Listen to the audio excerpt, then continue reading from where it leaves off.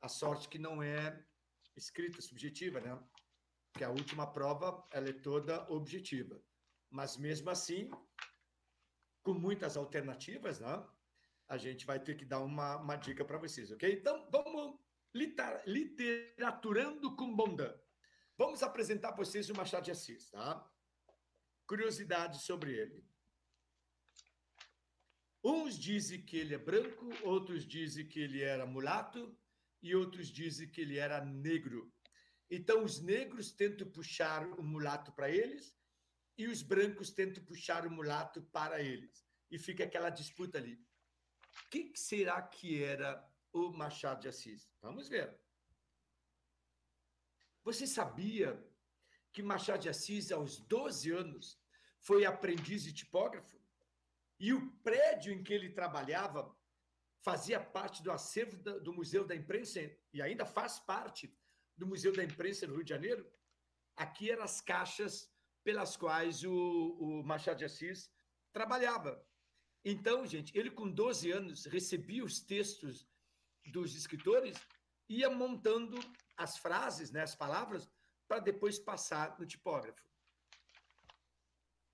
Você sabia que, em vida, Machado de Assis fez 2 testamentos? No primeiro testamento, ele deixou tudo para a esposa dele, a dona Carolina. Porém, gente, eles não tiveram filhos. A dona Carolina faleceu antes dele. Aí ele teve que fazer um outro testamento, instituindo Laura, a filha de uma sobrinha, como única herdeira. Você sabia que na certidão de óbito do Machado de Assis estava assim, ó, faleceu seu Joaquim Maria Machado de Assis, cor branca. O cara do cartório colocou ele como cor branca. E, na realidade, o Machado de Assis era mulato. O documento encontra-se no Arquivo Nacional para as pessoas verem lá. Você sabia que no inventário o nome algumas vezes é mencionado de maneira errada? O pessoal coloca como José Maria Machado de Assis. Talvez porque ele assinava sempre JM. Então, JM, a impressão que se dá é que José. E não, gente. O nome dele, o J é Joaquim. Joaquim Maria Machado de Assis. Você sabia que Machado de Assis foi exímio jogador de xadrez? Inclusive, gente, ele chegou a ser campeão de um campeonato de xadrez no Brasil. Por isso que encontramos em várias obras dele os personagens jogando xadrez, gamão. Vocês que vão ler Dom Casmurro ano que vem, vocês vão perceber que o tio do Bentinho e a madrinha passam o tempo todo jogando gamão e xadrez, porque era um esporte do Machado de Assis que ele projeta para a obra dele. Você sabia que Machado de Assis foi esfinge impressa nas notas de um cruzeiro novo de 1987 e 1989? Aí está o dinheirinho. Então, agora, você sabia que Papéis Avulsos é a leitura obrigatória da URGS? Ah, você sabia? Então, vamos lá. Papéis Avulsos é um livro de contos que tem 12 contos escolhidos por Machado de Assis. Olha só. Vamos falar sobre o título. Quando tu abres o livro, existe uma advertência, que seria um tipo de um prefácio. A advertência, gente, que o Machado de Assis escreve, a ideia é Papéis Avulsos, o título parece negar ao livro uma certa unidade. Porque na hora que Machado de Assis colocou o nome de Papéis Avulsos, a impressão é de que são contos aleatórios, contos sem uma linha, contos sem um fio condutor. E não, gente. Ele só adverte isso. O título parece negar, ele não nega, ele parece negar ao livro uma certa unidade. Por quê? Porque se vocês prestarem atenção, Papéis Avulsos significa papéis soltos, ou seja, papéis sem ligação entre si, sem ordem, sem hierarquia, sem um assunto comum ou uma numeração. Isso parece, só que não. Na advertência feita por Machado de Assis, ele diz assim que o livro ele está nas mãos do leitor. E quando o livro nas mãos do leitor, ele se materializa através dos textos. E quando o autor materializa a ideia dele no livro, é óbvio, gente, que alguém vai ter que ler. E a partir desse momento aparece nós, os leitores. E ele mesmo diz o poder do leitor sobre o livro. Machado de Assis fala: estar nas mãos de alguém é ter o destino determinado por outrem. Ou seja, estar nas mãos de alguém, o teu livro estar na mão de alguém é ter o destino determinado por esse alguém, para uma outra pessoa. Contos. Vocês sabem que uma das questões que sempre cai nas provas é quem é o narrador? O narrador em primeira, terceira pessoa, geralmente os contos são narrados em primeira e terceira pessoa. Primeira e terceira pessoa. E eu fiz, então, um levantamento de quais pessoas... Diga. Desculpa, eu não entendi. O Papéis Avulsos é um livro com vários contos, que nem o Deixa o Quarto Como Está? Exatamente, é um livro de contos. Ah, tá. Foi bom tu ter perguntado, porque eu vou explicar mais um detalhezinho. Machado de Assis, em vida, claro, só pode ser em vida, né? Ele escreveu 204 contos. 204 contos. Quando ele foi na editora para publicar um livro, ele reuniu 14, acho que é 12, e disse assim, ó, eu quero esses 12 para um livro que eu vou dar o nome de Papéis Avulsos. Então, Papéis Avulsos é o nome de um livro em que tem 12 contos escolhidos pelo Machado de Assis. Como é o Deixe 4 Como Está, que são 14 contos. É isso aí. Bom, então vamos lá. Aqui estão os 12 contos. Pela ordem que está no livro. Desde a primeira edição até hoje, o primeiro conto é o Alienista, Teoria do Medalhão, A Chinela Turca, Na Arca, Dona Benedita, O Segredo do Bonzo, O Anel de Polícrates, O Empréstimo, A Sereníssima República, O Espelho, Uma Visita de Alcibíades e Verba Testamentária. Gente, eu vou apostar para a prova de vocês. Depois eu digo, porque a Maria Teresa não me passou. Mas eu mais ou menos imagino que seja de importante. Assim como da URGS. O pessoal que vai fazer a URGS, vocês sabem que a URGS está para ir fazer o vestibular. Eu aposto no número 1, vocês sabem que eu não erro, número 1.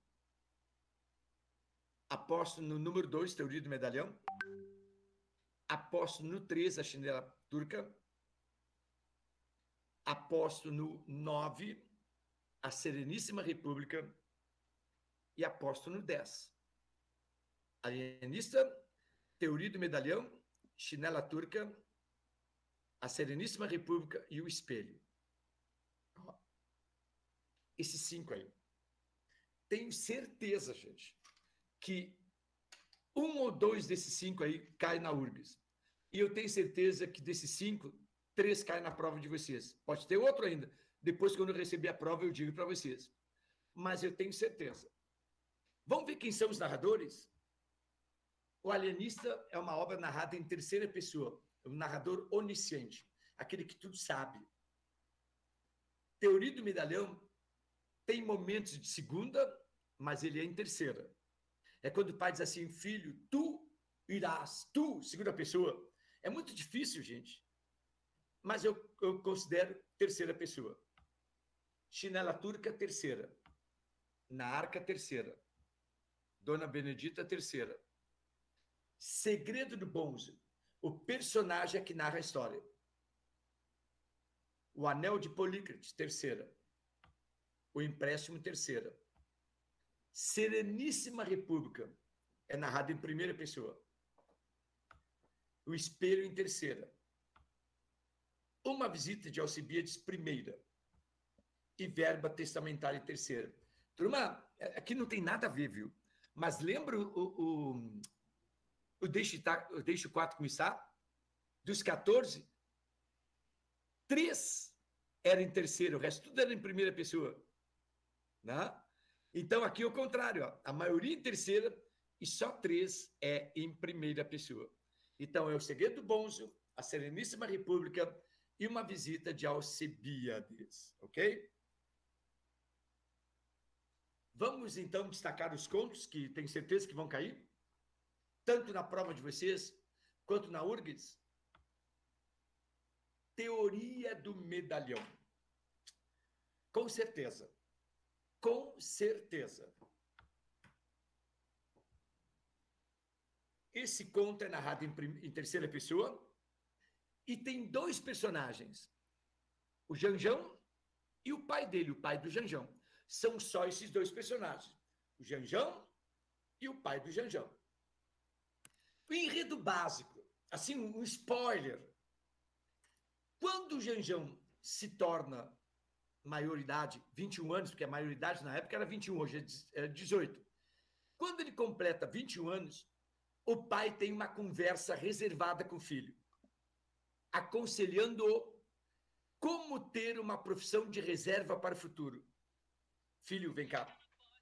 Filho, não adianta tu querer só ser advogado, médico, comerciante. Tu tens que ter uma outra profissão de reserva. E o filho, papi, o que eu vou ser? Medalhão. O que é isso, puxa-saco? O que é puxa-saco, papagaio de pirata?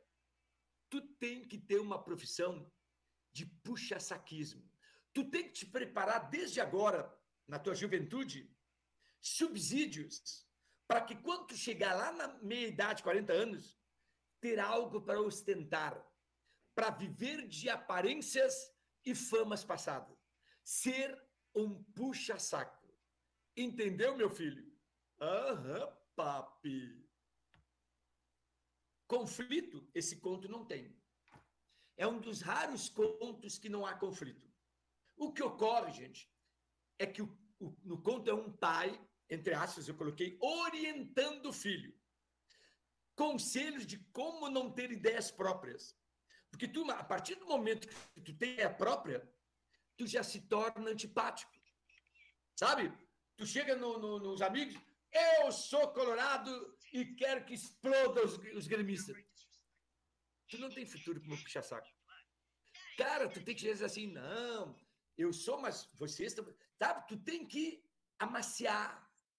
Sempre, se o camarada dissesse para ti, ó, bom dia, pessoal, que dia maravilhoso, que temperatura em que tu tá em Bicas e tu, bom dia, nossa, tá um dia muito lindo. Concorda que tu vai vencer na vida.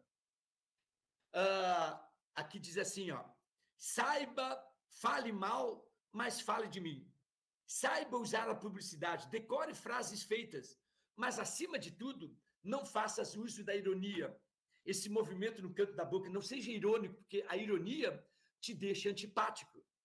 Seja zombeteiro, gozador, que as pessoas riem e te inclua naquela zomberia, para fazer os outros rirem. Importante ressaltar, para quem não sabe, medalhão, gente, é aumentativo de medalha. Significa dinheiro, significa coisa do exterior. Não tem nada a ver com a parte interior do ser humano. Medalhão, gente, é uma pessoa figurona, é um figurão. É um indivíduo que sobe, é guinado às classes mais altas, jeitosamente conseguido de forma não muito correta. Medalhão, gente, é aquele que se submete à arte de saber iludir, de fazer média, de ser puxa-saco. E é óbvio, gente, que o Machado de Assis, nesse conto, ele está fazendo uma reflexão irônica, mas põe irônica nisso, gente, sobre os valores da sociedade da época. E aí, volto a dizer, ao ensinar ao filho, como proceder para obter sucesso, o pai acaba também por descrever como é que é a sociedade da época, que é uma sociedade que não é medíocre, nem arrogante, e que prega o sucesso a qualquer preço. É tudo ao contrário, não? Mesmo não se importando com o empobrecimento da vida interior e das relações humanas. Não importa se tu vai te empobrecer interiormente, tu tenha que, sabe, aparecer. Fale bem, fale mal, mas fale de mim. O espelho, deixa eu pegar uma aguinha lá para mim, que já faltou água na garganta.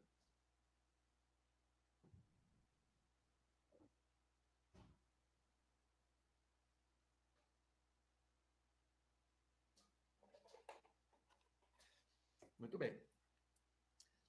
O espelho. Oi, apareceram alunos. Uhul! Deixa eu ver aqui. Vitor, Enio e a Luana. Que legal. Dá outro ânimo. Olha só o espelho. O espelho, gente, vai na mesma vibe. Eu estou fazendo assim, meio que pares. Vamos ver o espelho? Não é na ordem do livro. O espelho já está lá no finalzinho. Eu que fiz uma outra ordem. Narrado em terceira pessoa. E o personagem é o Alferes Jacobina. Turma, Jacobina parece nome de feminino, não. É o nome dele, do personagem. Agora alguém vai me dizer, poxa, o que é Alferes? Alferes é um tenente do exército. É um oficial do exército imperial. Então, os personagens são o Jacobina e a tia dele, a tia Marcolina. Enredo básico, spoiler. Após ser nomeado alferes, seria tenente do exército, o Jacobina resolve passar umas férias na casa da tia dele, no sítio da tia, porque a tia convidou. E quando ele chega vestido de tenente, gente, aquela roupa maravilhosa, né? Toda a família, todos os serviçais, todos os empregados do sítio adoram a farda militar dele. E começa, seu alferes, tudo bem, seu alferes, como está lindo o seu alferes, tudo puxando o saco dele. Conflito, tem conflito.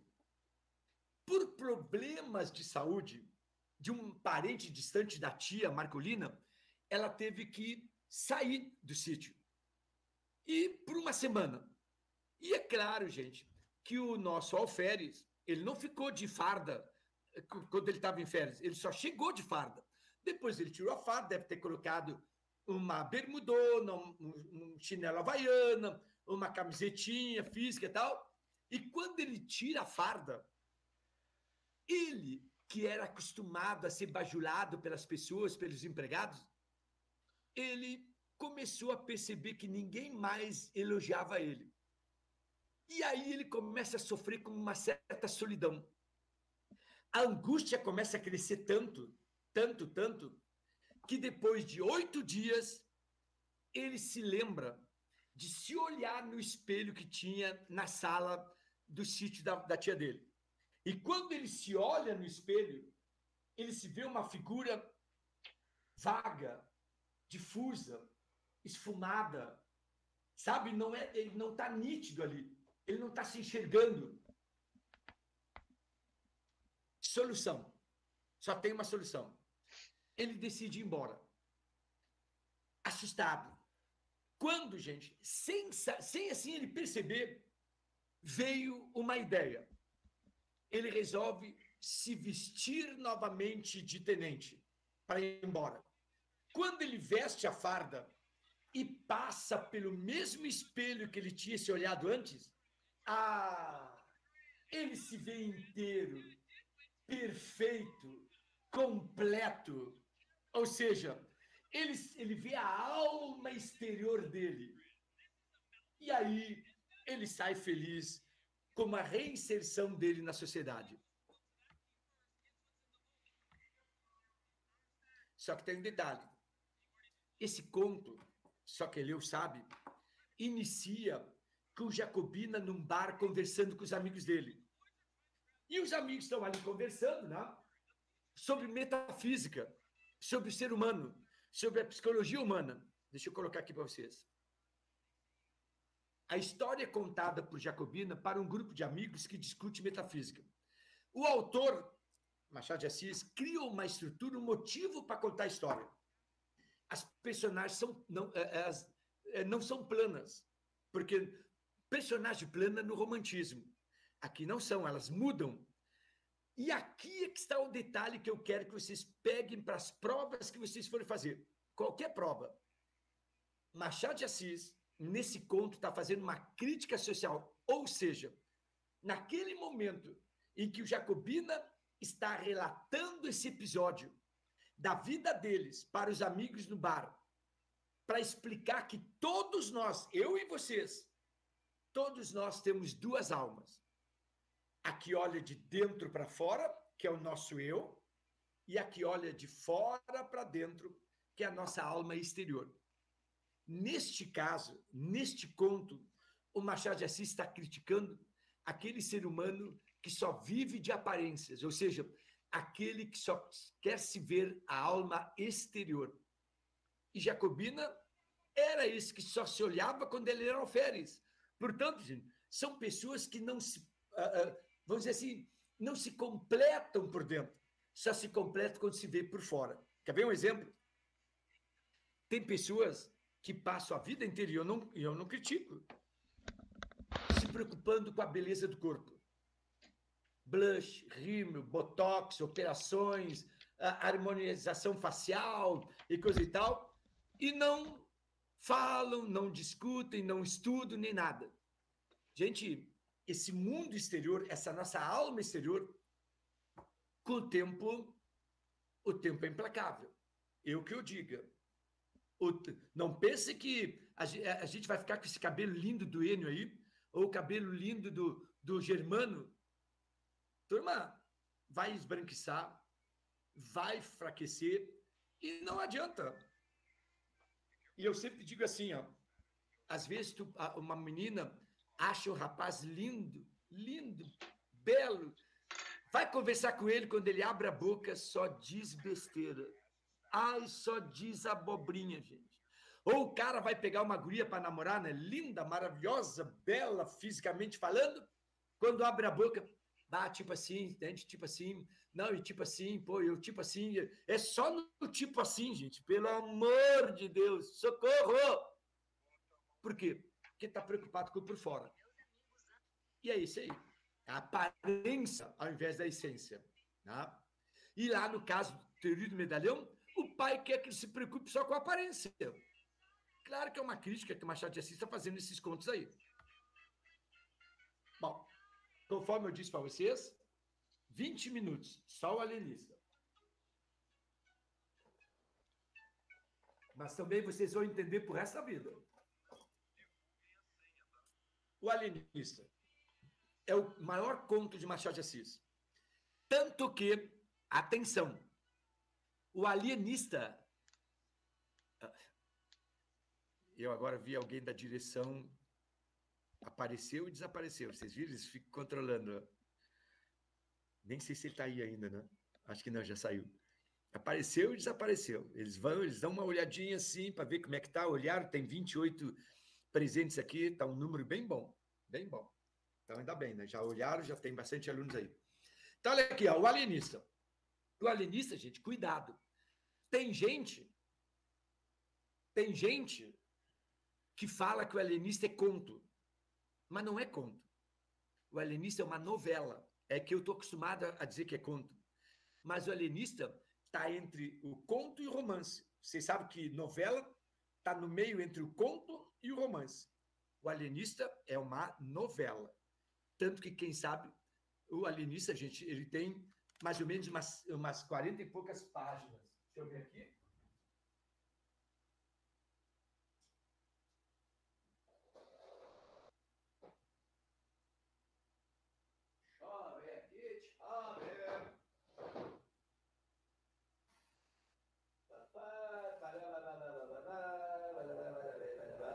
Aqui.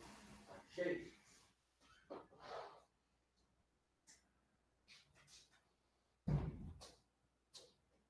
Ó. 81 páginas. Então, não é conto. Conto tem uma, duas, três, quatro. Tá? A Cartomante, que não está no Papéis Avulsos, é um conto que tem 8 páginas. Esse aqui tem 81. Ah, pequenininho assim também, né? De bolso. Bom, então vamos lá. Bom, em primeiro lugar, vocês sabem que eu adoro explicar título.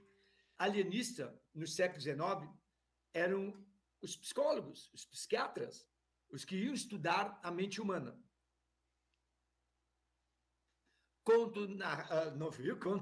Novela narrada em terceira pessoa. Personagem, Simão Bacamarte. Turma, vocês não vão ver em lugar nenhum essas curiosidades que eu coloco para vocês. E se vocês encontrarem um professor de outro cursinho falando, é porque foi aluno meu. Já vou detonar, foi aluno meu. Eu adoro esse negócio de explicar título, nome.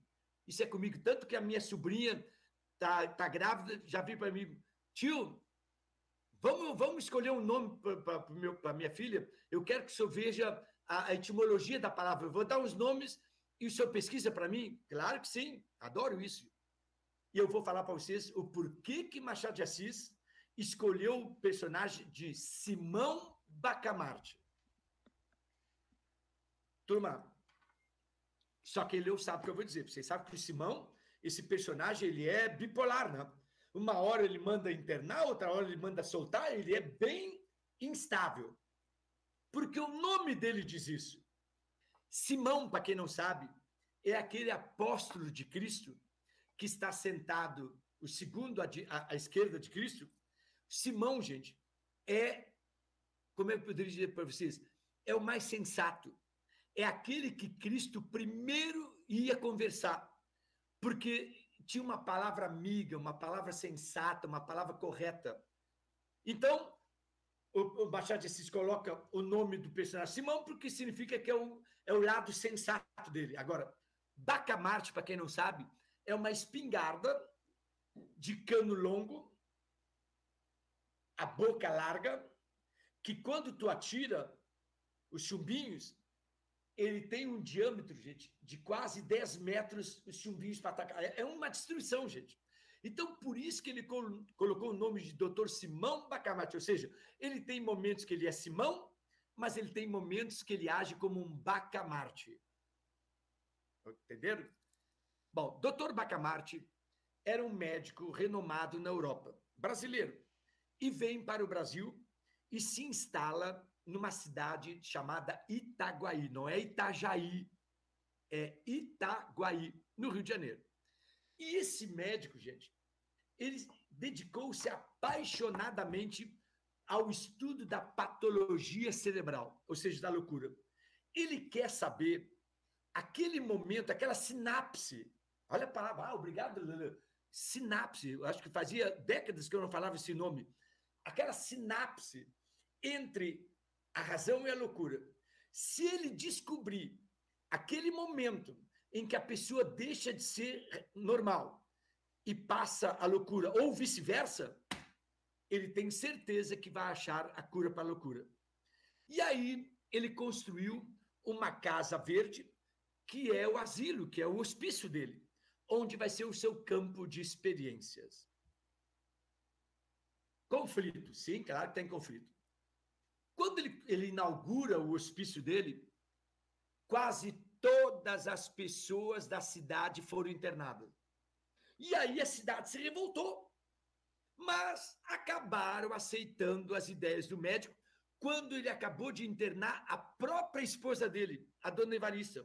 Pô, o cara que interna a própria mulher deve ser um estudioso incrível. As experiências do doutor sucederam-se até que lhe surgiu uma dúvida no final. Haveria, de fato, loucos em Itaguaí? Preocupado, Dr. Bacamarte internou-se na própria Casa Verde, onde veio a falecer 17 meses mais tarde. Agora vamos ver capítulo por capítulo.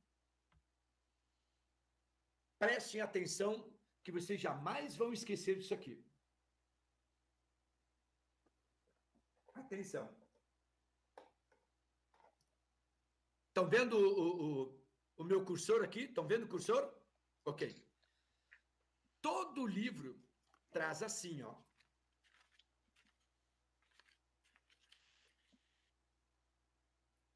Primeiro capítulo. Está escrito assim, ó, capítulo 1. Aí depois tem de como Itaguaí ganhou uma casa de Horácio. Isso aqui é o título do capítulo. Agora, o que eu digitei embaixo é a sinopse do título. É para tu, quando um dia resolver pegar o livro de novo para ler, tu lê isso aqui, é que tu vai te lembrar da aula que eu dei. Então, deixa eu explicar. O primeiro capítulo chama-se de Como a cidade de Itaguaí ganhou uma casa de Horácio. É a formação da Casa Verde. Pessoal, aqui está o estado do Rio de Janeiro. Aqui é Cabo Frio, aqui é Itaguaí, aqui é o Rio de Janeiro, ó. Aqui está a Baía da Guanabara, ó. Aqui é Petrópolis, Teresópolis, Nova Friburgo, aqui é Niterói. Então, repare, gente, aqui, ó, aqui é o Leme, aqui é Copacabana, aqui é Ipanema e tal. Repare que Itaguaí é uma cidade vizinha do Rio de Janeiro, seria Porto Alegre, Viamão, Porto Alegre, Canoas. Pois bem, quando o doutor Bacamarte chegou no Rio de Janeiro, ele foi para essa cidadezinha, para essa vila chamada Itaguaí.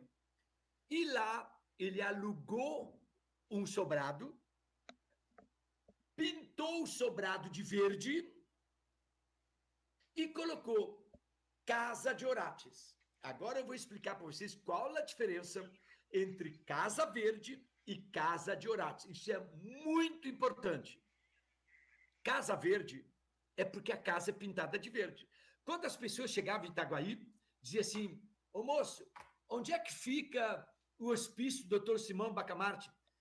O senhor segue essa rua aqui, dobra à esquerda, o senhor vai ver um sobrado verde. É lá. Então, gente, Casa Verde é porque era onde as pessoas sabiam onde ficava o hospício. Agora, a placa do hospício, aqui em Porto Alegre, é o Hospício São Pedro. Ele colocou Casa de Horácio. Por quê? Para quem não sabe, Orates foi um grande estudioso grego, lá na Grécia Antiga, que estudou a patologia cerebral. Portanto, gente, chamar uma casa de Horácio é dizer que é um hospício. E agora eu vou fazer uma pergunta para vocês. Sim ou não? O nosso hospício São Pedro aqui em Porto Alegre, que fica no Partenon, eu posso dizer que é Casa Verde? Não. Não, porque ela é pintada de cinza. Eu posso chamar o nosso hospício São Pedro de Casa de Horácio? Sim. Sim. Sim, porque todo hospício é Casa de Horácio. Entenderam agora? Entenderam a diferença? Isso é extremamente importante. Então, vamos ver esse capítulo? Olha aqui, eu fiz uma pequena sinopse. Dr. Simão Bacamarte, nobre médico formado na Europa, totalmente dedicado à ciência e profundamente interessado no povoado de Itaguaí. Casou-se com Dona Evarissa, uma senhora muito feia, de 25 anos, ele tem 50, ela tem 25, mas ela não tinha atributos nenhum, gente. Mas por ela não ser uma mulher de atração, evitaria que ele se distraísse de seus estudos para contemplá-la. Caralho, Então, que filho gente, da ele não puta. ia se distrair pela feiura dela.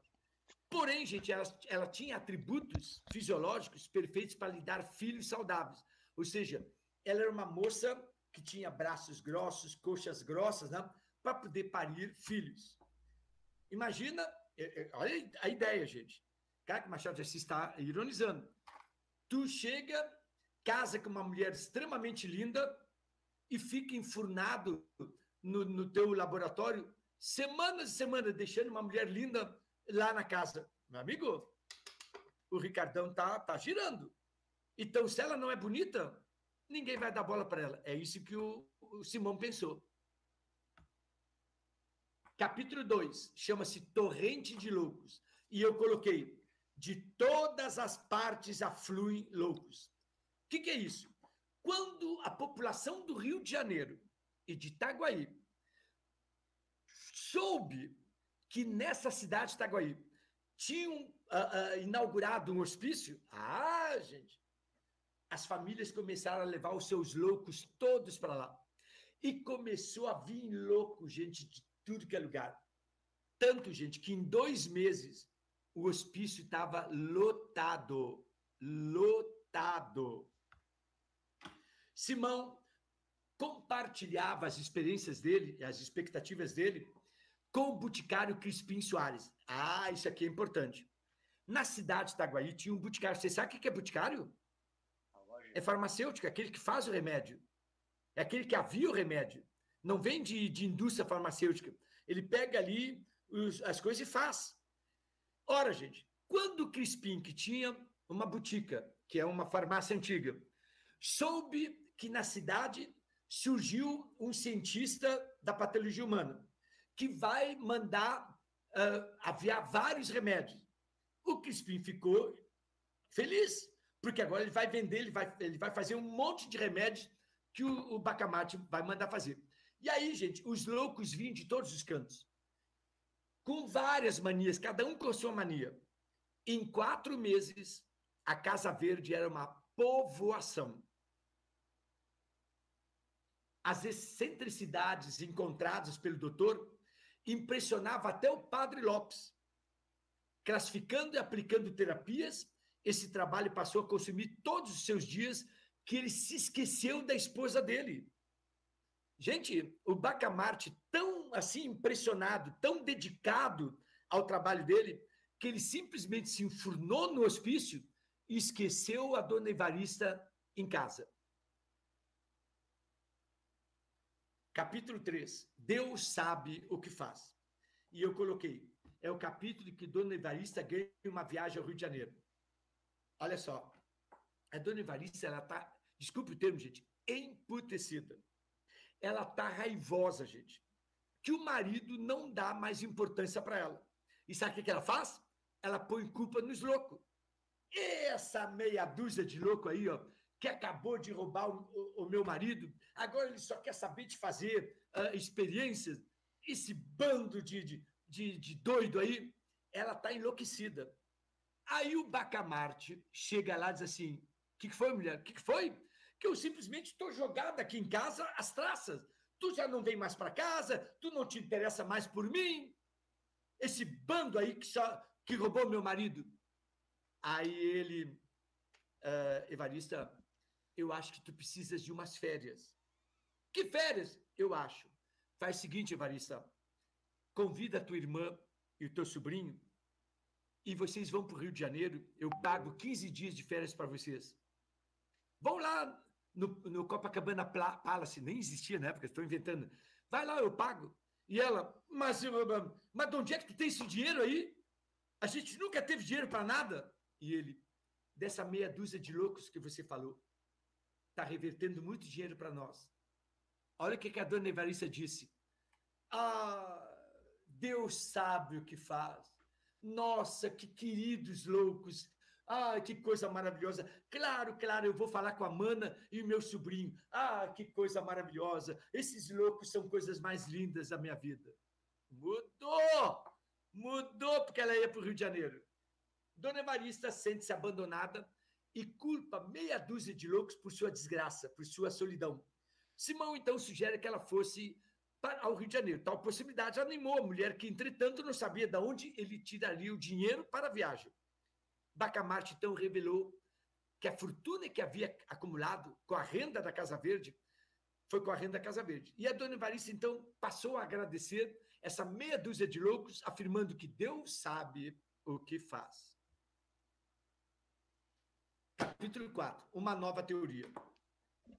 Essa teoria, eu coloquei assim, ó, o espírito humano é uma vasta concha. O fim é ver se pode extrair a pérola, que é a razão. O doutor Bacamarte chamou o Crispim, o boticário, né? Dizendo assim, sabes, boticário, que eu acho que eu estou começando a encontrar a solução. Aí o Crispim, como? Eu acho que uma pessoa, ela só é louca quando ela não é 100% sã. Olha que papinho mais bobo, né?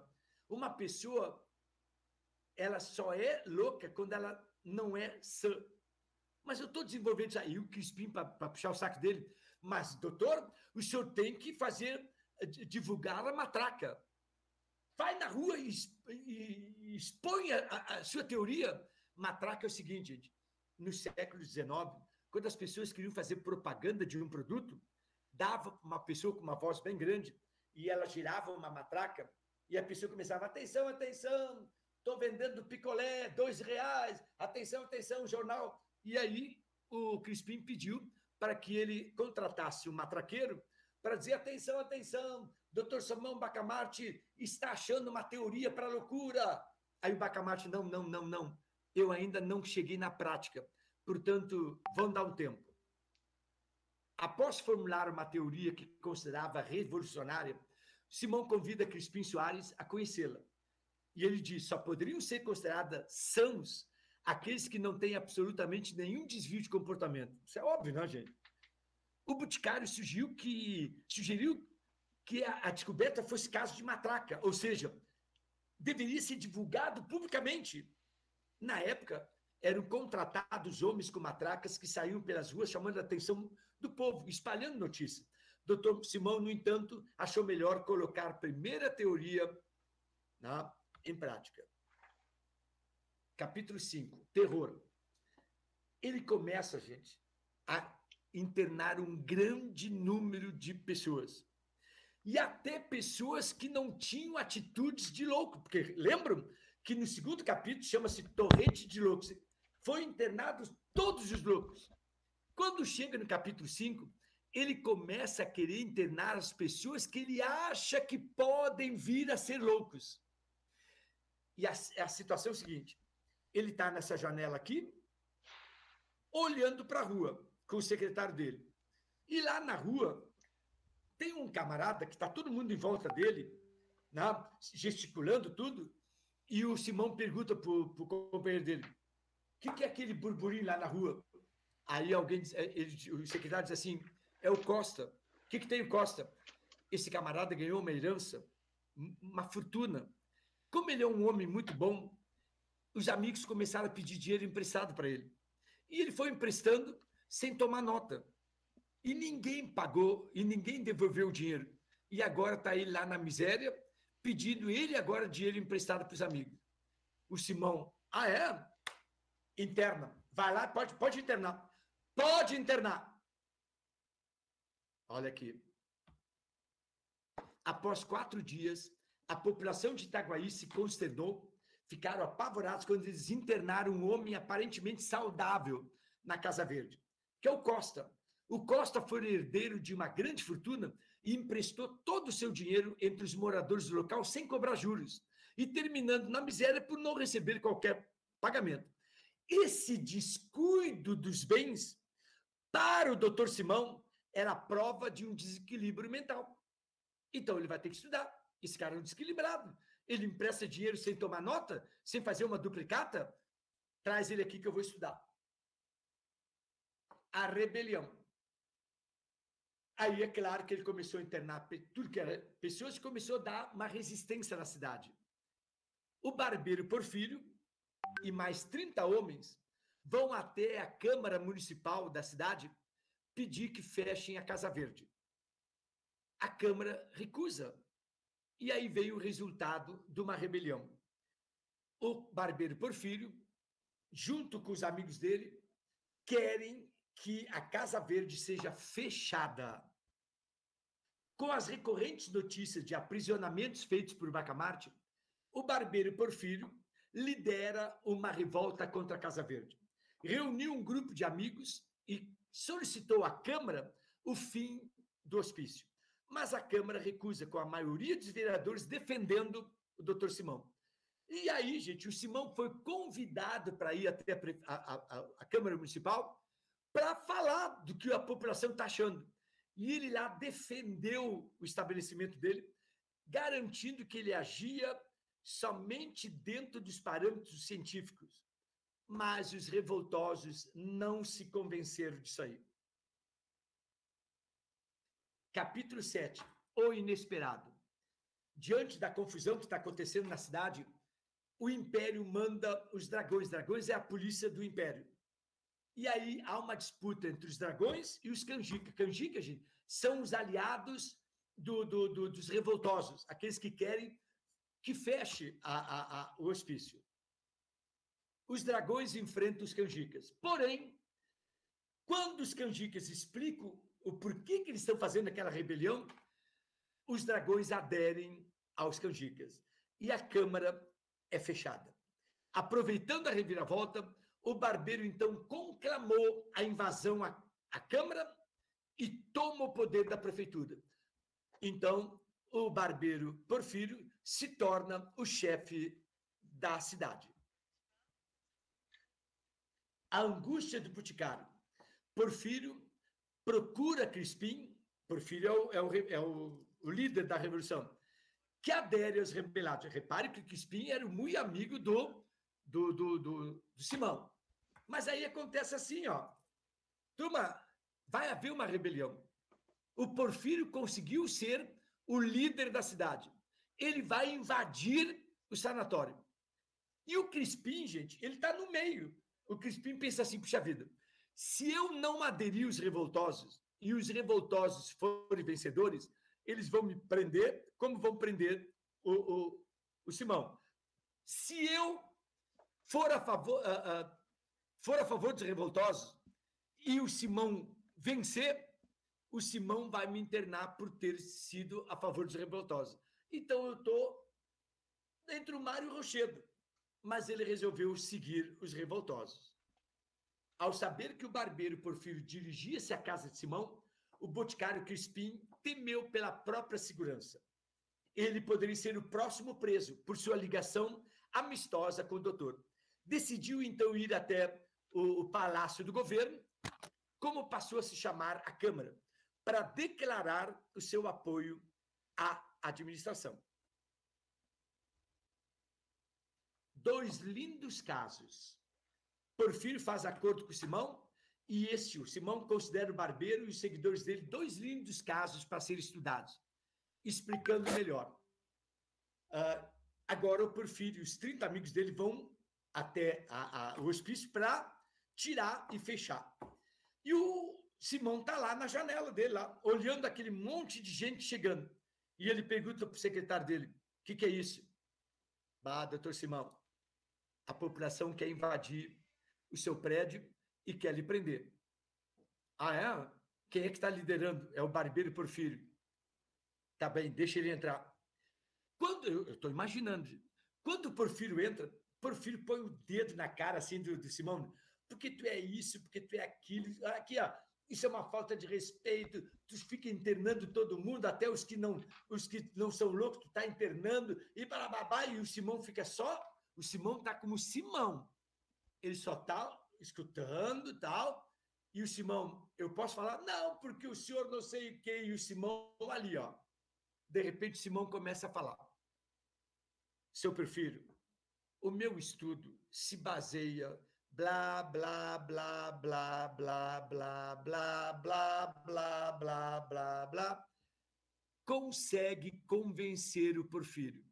E o Porfírio, ai, doutor Simão, eu não estava tão a par do seu lindo estudo. Meu Deus, que vergonha. Tudo bem, doutor Simão, eu vou lá falar com os meus amigos, mas eu gostaria que pelo menos o senhor, então, não internasse as pessoas que não tivessem um cuidado maior. Mas eu estou lhe entendendo o seu serviço, os seus prestes, os seus estudos. Ai, desculpe, eu vou lá embaixo falar com os amigos. Quando o Porfírio está descendo, ele se transforma em Bacamarte. Ele chama o secretário dele. Interna esse barbeiro. Interna. E alguns amigos dele lá embaixo. Eles são 2 lindos casos de melancia. Bastou eu passar uma cantadinha nele, o canto da sereia, ele acreditou e ele aceitou. Ele é um melancia. Ele muda de partido na hora. Pode internar. Dr. Simão estava pronto para se entregar, ele ia se entregar, quando foi surpreendido por uma diferente postura de Porfírio. O novo governante pediu que o doutor apenas liberasse alguns loucos para atender o apelo popular. Bacamarte encantou-se com os 2 lindos casos de insanidade. A do próprio barbeiro, que alterava suas convicções abruptamente, e o da população revoltosa, que o levou à morte pela rebelião, alguns cidadãos inocentes. 10º, a restauração. Simão se sentiu forte e recolhe 50 pessoas em 5 dias. E aí houve uma contra-revolta de um outro barbeiro chamado João Pina, que era a favor do Bacamarte. E ele destitui o Porfírio. Sabendo do que se passava na vila, o vice-rei do Brasil mandou uma força com a função de restaurar a ordem nacional, mandou mais dragões. A Câmara voltou a funcionar e Dr. Simão teve mais poderes do que nunca. Internou no manicômio o barbeiro Porfírio, o vereador Sebastião Freitas, até mesmo o amigo dele, o Crispim, depois que o Simão descobriu da inconstância durante a revolta, que ele passou para o lado dos revoltosos. Antepenúltimo capítulo. O assombro de Itaguaí. Todos os loucos são liberados. Vamos ver. Viu como é rápido? Já estamos terminando. Para espanto geral, Dr. Simão Bacamarte redigiu um ofício à Câmara afirmando que ele ia liberar todos os loucos do hospício. Assim, baseado nos estudos feitos durante esse processo, Dr. Simão concluiu que a loucura real estaria naqueles que possuem uma estabilidade psicológica absoluta. E esse sim é que deveriam ficar na Casa Verde. Ou seja, ele começou a internar as pessoas sãs. Um dia, a prefeitura, a Câmara, resolveu convidar o Dr. Simão para agraciá-lo como um grande homem benemérito da cidade. Ia ter um jantar. Ele, então, diz para a Evarista: mulher, te arruma que à noite nós vamos para um jantar na Câmara dos Vereadores. Ok. E nada de ela sair do quarto, gente. E nada. Ele já estava pronto, fazia mais de 1 hora. Ele não aguentou, entrou no quarto. Evarista, você não está pronta? E ela, ai, Simão, é que eu não sei se eu vou com esse camafeu ou com esse broche. Ele, o quê? Tu não tens discernimento de ir para uma solenidade entre um broche e um camafeu? Secretário, interna essa mulher. Pode internar. Internou a mulher dele, a dona Evarista. Penúltimo capítulo, o final do parágrafo 4. O equilíbrio perfeito das faculdades. Simão começa a trancar no hospício os equilibrados. O padre Lopes, a esposa do Crispim, Galvão, a esposa dele, a dona Evarista. Último capítulo, chama-se Plus Ultra, que em latim significa mais além. Após a cura que ele acha de todos os loucos, com a Casa Verde já vazia, Dr. Simão sentia aproximar-se da maior verdade, da Plus Ultra em relação à loucura. Ele fechou-se em seu escritório e deu vazão a seus pensamentos mais profundos, internou-se dizendo a frase do livro. Ele diz: eu reúno em mim mesmo a teoria e a prática. Eu sou a teoria e eu sou a prática. Ele se interna e 17 meses depois ele morre sozinho no hospício. Importante ressaltar: esse conto, Machado de Assis, faz uma crítica ao cientificismo, ao positivismo e ao determinismo. O que é cientificismo? Cientificismo, gente, só tem valor o que a ciência puder comprovar. Lembram vocês que o realismo de Machado de Assis não é cientificista. Quem é cientificista é o naturalismo. O naturalismo só escreve aquilo que a ciência diz que é plausível. Pois o Machado de Assis era contra o cientificismo. Então, gente, quando ele fez o livro O Alienista, repare a crítica que o Machado de Assis faz. Fazendo com que um cientista, quer porque quer, através da ciência, achar o elo entre a razão e a loucura, e a conclusão que ele chega é que o único louco é ele. Então, Machado de Assis está fazendo uma crítica que a ciência não prova tudo. Crítica ao determinismo. Vocês já viram aquele papo de que se tu pega uma pessoa e coloca ela dentro do hospício, o hospício faz a pessoa ficar louca? O meio determina a pessoa? Machado de Assis não concorda com isso. Tanto que as pessoas sãs foram para o hospício e não ficaram loucas. Esse conto, gente, é uma sátira corrosiva contra aqueles que detêm o poder. O Simão, gente, ele tinha o poder. Ele podia fazer o que ele quisesse. Atenção, esse conto, essa novela, ela tem 4 momentos. No primeiro momento, quem é que o Simão interna? Os loucos. Todos os loucos. No segundo momento, ele interna aqueles que aparentam ser loucos. No terceiro momento, ele interna quem? Que é normal, né? Os normais. E finalmente ele chega à única conclusão, que é o único louco era ele mesmo. Entenderam a sequência? Essa é a sequência. Aqui eu vou mandar para vocês isso aqui, uma coisa que não... Vamos continuar? Papéis avulsos. Agora só tem mais 2 aí. Sereníssima República. Mas eu tô com certeza vai cair. Com certeza vai cair no próximo vestibular da URGS, que vocês não vão fazer. E talvez na prova de vocês. Narrado em primeira pessoa, e o personagem é um padre, é um cônego chamado Cônego Vargas. Esse Cônego Vargas, ele, numa conferência, ele vai falar de uma descoberta que ele teve em cima de uma espécie...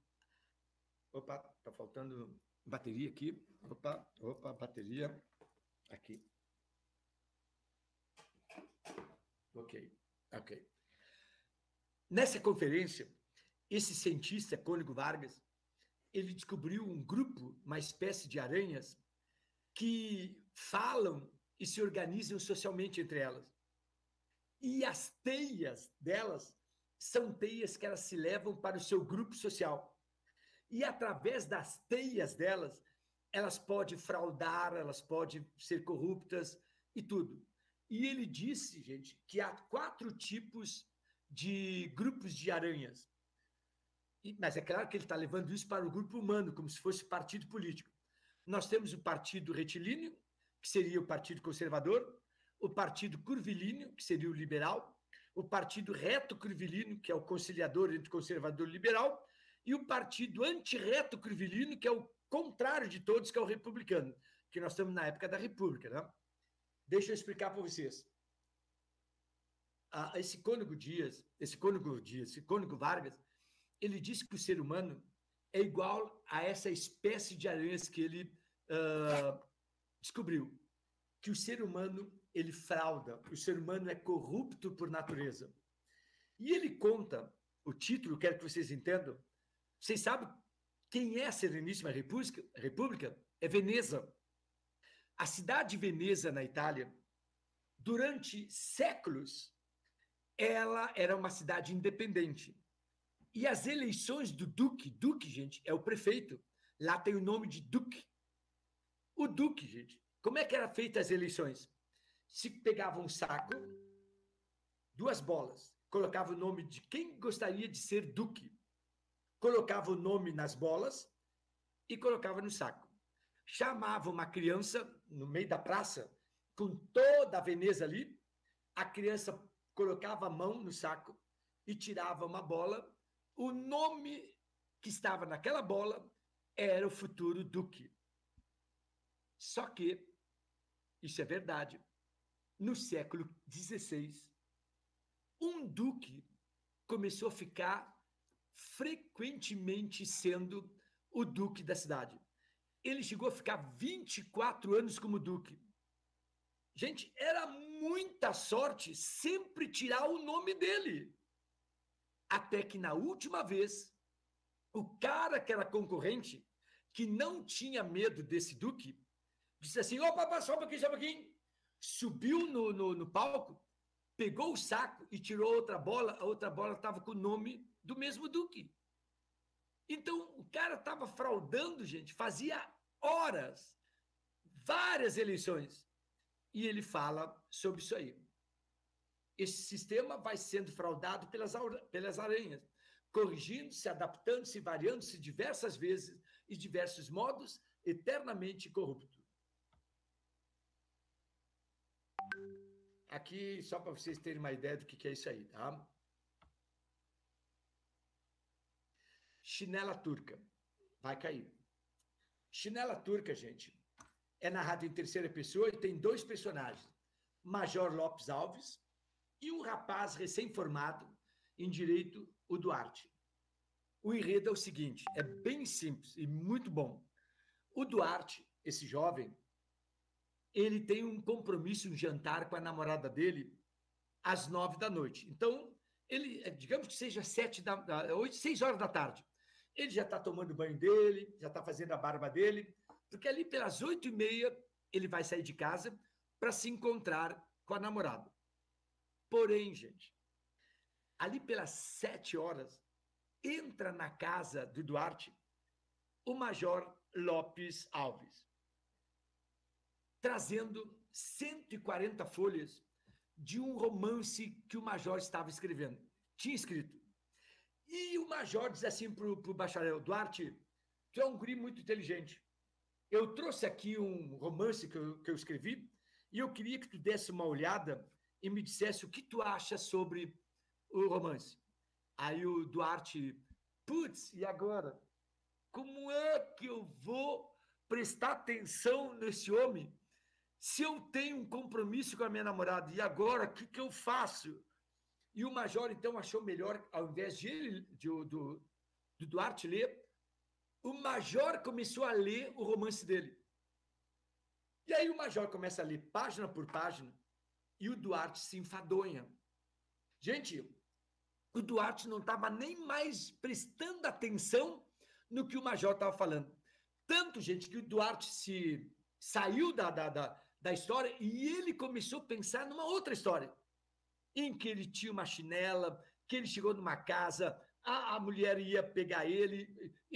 Gente, umas histórias fantásticas ali. E aí, no final, quando o Major termina, o Major diz assim, e aí, Duarte, o que tu achou da minha história? E o Duarte, que história? O Duarte não tinha prestado atenção na história, ele criou na cabeça dele uma outra história. E aí as duas histórias se fundem. É um conto sobre o Duarte prestes a ir a um baile e encontrar-se com a sua namorada. De repente, vem ele visitar o Major Lopes Alves, desejoso da opinião do bacharel sobre um drama que acabara de escrever. Durante a tediosa leitura, Duarte começa a imaginar-se em uma situação difícil, em que ele é acusado de roubo, Duarte é sequestrado e intimado, isso tudo na cabeça dele, a casar-se com uma moça, mas para tal fim deveria escrever o seu testamento e ingerir uma droga que ele ia morrer. Duarte foge, daí a pouco ele se torna assim diante do Major, ou seja, ele acorda quando o Major diz assim, e aí, o que tu achou do meu conto? E aí tem uma frase, o melhor drama está no espectador e não no palco. Ou seja, a melhor história que nós, leitores, lemos é a história do Duarte pensando, e não a história que o Major contou. Para finalizar, na Arca. O conto é narrado em forma de escritura. Esse conto, gente, lembra a Bíblia. Vocês sabiam que Noé tinha 3 filhos? Jafé, Sem e Cã. E são os nomes do filho de Noé. Só que o Jafé e o Sem, o dilúvio, eles estão na arca, os animais todos, entram em discussão sobre a posse das terras que viriam ter após o dilúvio. Então, gente, o Jafé e o Sem estão discutindo que quando o dilúvio passar, quem vai dominar a terra tal? Tipo, daqui para cá vai ser meu, a África toda vai ser tua, a Europa tal. Estão discutindo. E o Cão tenta apaziguar o ânimo dos dois irmãos e ameaça chamar o pai e as esposas dos dois para a briga deles, mas pouco ou nada adianta. O conto serve para deixar em evidência a ganância do homem. Quer dizer, eles têm que se salvar, mas estão preocupados com o depois. Nesse conto temos a recriação da imagem bíblica. Machado mostra, por meio da paródia bíblica, a ganância do ser humano. O texto machadiano parece apontar para o fato de que, se a humanidade é ruim, a Bíblia deveria ser reescrita, porque parece que ninguém entendeu o que a Bíblia diz. Aqui tem os outros contos, os menos, não, que um pequeno spoiler de cada um deles. Depois que tu leres os 12 contos, tu vais ver que há uma contradição entre parecer e ser, entre a máscara e o desejo. Ou seja, Machado de Assis ele critica que nós, seres humanos, nos preocupamos com a aparência, ao invés de nós nos preocuparmos com a essência do ser humano. Façam. 10 minutinhos a gente libera. Isso aqui eu não mando para vocês, tá?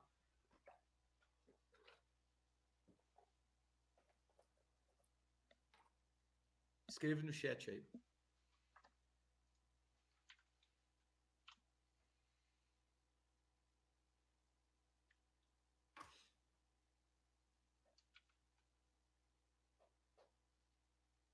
Obrigado, Nicolas.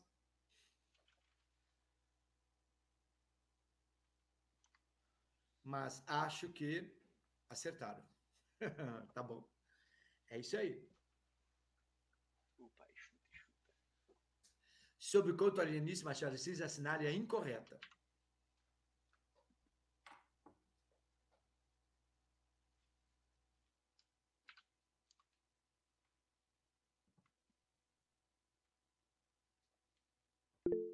Olha como vocês são rápidos, hein? Claro, a mulher dele não é bela. Feia pra caralho. Tudo questões que já caíram, que eu conto e depois a luz acerta. Faço só o número 3 por enquanto.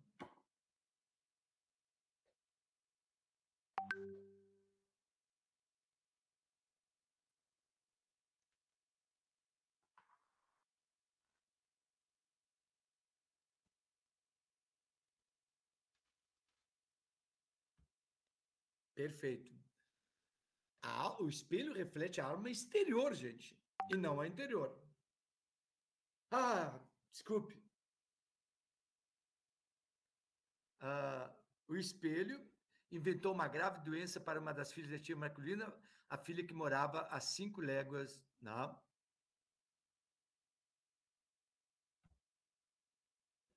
Em Teoria do Medalhão, escrito por Machado de Assis e publicado no livro Papéis Avulsos, no diálogo que se estabelece entre pai e filho, o pai, orienta este acerca do comportamento social desejável, a quem almeja ascensão, afirmando que qualquer que seja a profissão da tua escolha, o meu desejo é que te faças grande e ilustre, ou pelo menos notável, que te levantes acima da obscuridade comum. Ou seja, ele instiga o filho a abraçar o ofício de medalhão, a fim de atender a solicitação do pai, Janjão, ABCD. Isso aqui foi URGS já.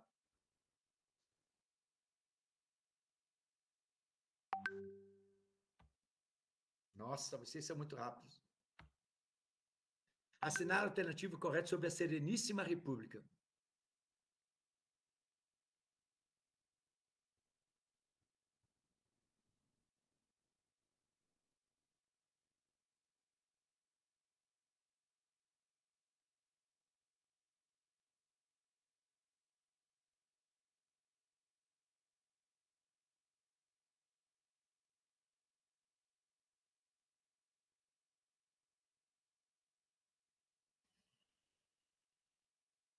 Mais um.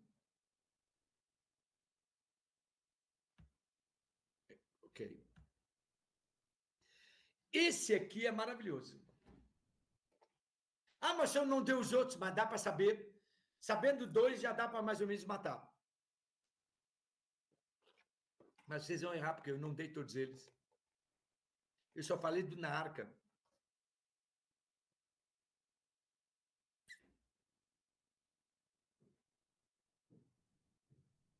Aí vocês vão ficar entre 2, não?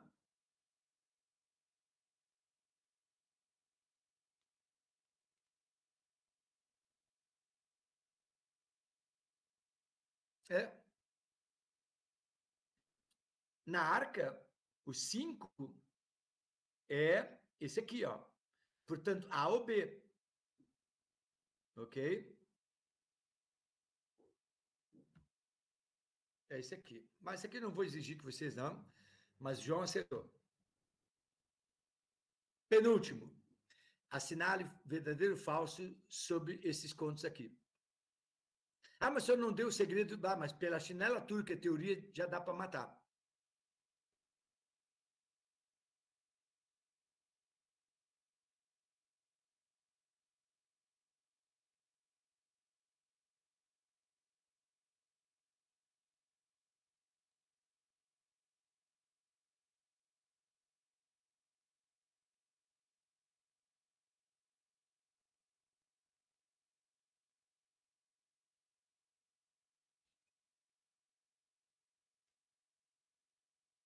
É, complicadinho.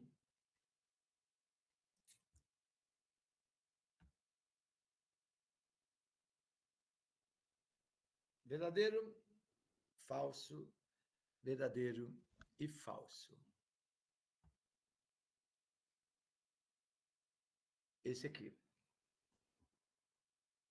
Esse é o penúltimo, são 10.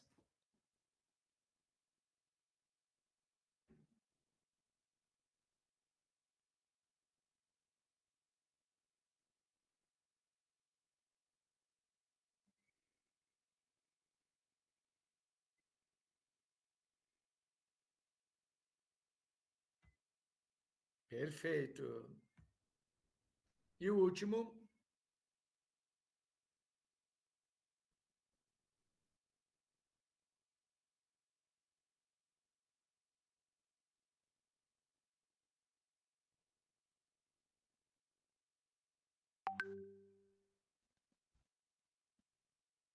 Ai, vocês são muito rápidos. Ok? Valeu então, turma. Olha só como foi rápido e eu tenho certeza que vocês vão ter para uma boa prova isso aí, tá bom? Valeu então. Valeu, senhor. Até o abraço. Valeu, Tchau, senhor. tchau. Abraço.